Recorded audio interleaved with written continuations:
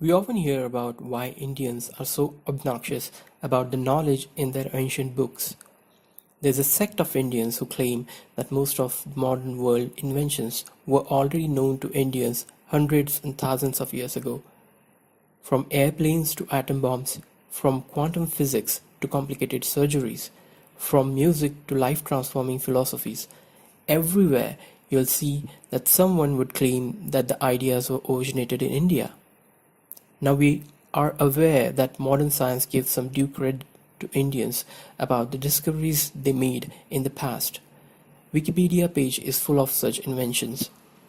Some of the claims are just figment of the imagination and might be due to jingoism of those who wish to resurrect the old glory. In that attempt, they make extreme claims about how great India really was. The world makes fun of those claims without any solid proof, and rightly so. On the other hand, some people are hell-bent on disregarding anything which mentions ancient India, essentially claiming that we were as ignorant as rest of the world. Truth dwells somewhere in between. I'm not one of those jingoists, but I like to think rationally without going to either extreme. Today, I'm going to show you a conclusive proof that India was centuries ahead of the Western world in at least astronomy. So here it is. We all are aware of the concept of heliocentric model. Sun is the center of our planetary system was an idea proposed by Copernicus in the 16th century. Before that, the Western world was believing the church, which said that Earth was the center of the known universe. Almost 300 years before this discovery, in India, a piece of literature was getting written. Dyaneshwari, a loose translation of Bhagavad Gita in Prakrit Marathi, was composed by Saint Dyaneshwar in 13th century AD.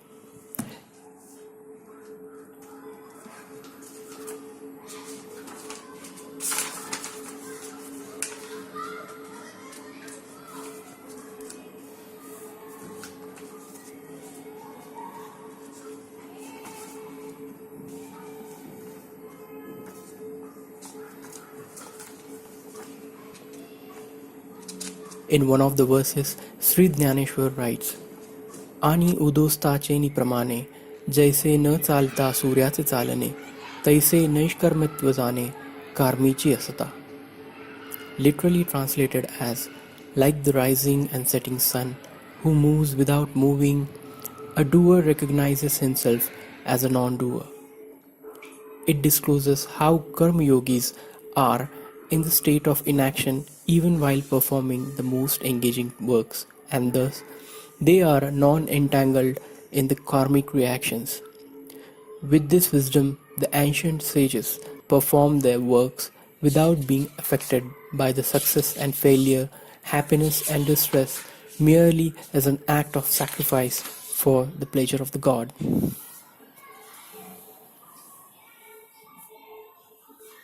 This one blows my mind. Think about it.